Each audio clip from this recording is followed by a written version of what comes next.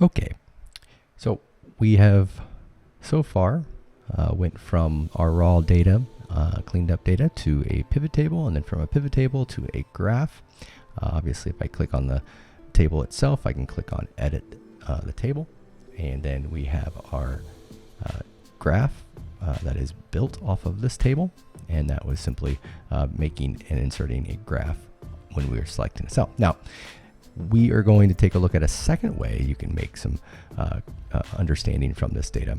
And if you look at the data itself, you're going to notice that there's a bit of an outlier here. There's a pretty low score here, and we're not quite sure how many classes have been selected in our range from our form responses, our base data over here. So you can see I can switch back and forth between the tables and our original selection of our original range here. And we're going to go ahead and take a look at this range, these 20 cells. And I'm just going to go ahead, and this could be a number of cells. This could be 500 cells. But I'm going to go ahead and select the first column, our grouping variable. And I would like to know how many grade 6s actually submitted in this range, because the data may not align, or it may not be congruent with the other classes. So I want to make sure I go back and check that. So I come over here to the form responses and I select the range. Okay, so let's go ahead and class section all the way down to row 21. Now this is obviously apparent, very clear to see using this simple example, but what I want to do is select that range. I come up here to insert and I say insert chart. And it's going to give me this chart, and it gives me a count of the chart. It reads that I'm looking at non-numerical values here, and then it's going to automatically look at a count and give us that sort of visual. Now here we can see that we have basically grade 10 has about 11 responses, grade 9 has about 8 responses, and then we have grade 6 that looks like there's only 1 response. So that data wouldn't really be very valid in our selection, obviously, and we'd have to clean that up in our exploration of the data. But nonetheless, you can see that we have this particular chart appearing, and if we want to start sort of making sense out of the customization of the chart, again, you go to the chart type for the setup, and let's make this a pie chart. And let's do a 3D pie chart.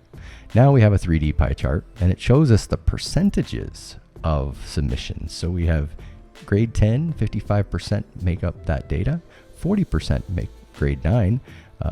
Grade 9 makes up 40% of the data collected, and grade 6 only 5%. Obviously, that's probably not the best data comparison for grade 6 to grade 9 and 10, but nonetheless, we can just play around with this. So we're going to go over here and we're going to see if I click on aggregate, it totally disappears because it needs to aggregate to make sense of the data. So we're going to make sure the aggregate is on. And then we're going to go over to customize, because while the percentages are nice, we could use some more information within our pie chart. So we can go to customize, and you can select several different types of customizations. And we're just going to go to the pie chart itself, and you can see that we can add a hole. You can do a number of different aesthetics, but you can also add more information in here. And so you want to go down to none, where there's no label appearing in the slice, and we could say a label, and we can see, okay, great, the actual variable goes into there. But we want to actually provide, we have the percentages. Now let's just go ahead and put value. Now we can see the total number of submissions for each of the grouping variables or classes. You can also come in here and take a look at, okay, the black doesn't look all that great on those colors. You can say I want white, and now we have the white as our text color. So you can adjust and customize the different different visuals that are representing our variables and data. Now that looks pretty good there, and then I can go ahead and go up to sort of the chart axis and titles. I can give this another title, so there we go, our title is different, and you can actually click in the chart and class section number of responses, and that gives it a new title. And then you can obviously play around with the different things. You can add a legend if you want. This one's an auto, but let's say we want to put it at the top. Okay, there we have our grouping variables at the top below the title. And it's really up to your preference and how you want your data to appear in the customized section. So we're just going to go ahead and hit auto. That looks good enough. Now you can come in here and you can actually provide a formatting for each of these groupings, as you see here. So this is just some ways you can customize and play around with the data and how it will appear to your audience. Now you can do that same thing. Let's go back over to the pivot table number 1, what we started here. And obviously we have our chart. Let's just click in the chart, click on the 3 dots, and then go ahead and hit edit chart.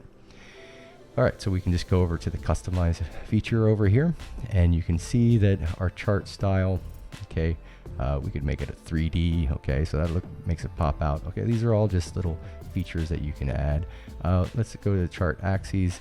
Okay, we have a huge title to this chart. So here we're asking the question, how do the classes compare with each other? Okay, so we could just go ahead and say, we can add a question and make that our title to, and then how do the classes compare to each other? And you can see how they compare to each other within there. Or you can add a, you can say, just class comparison.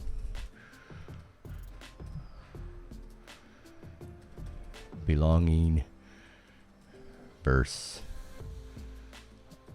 othering. Okay, and then you can see how the data stacks up here. So obviously these are just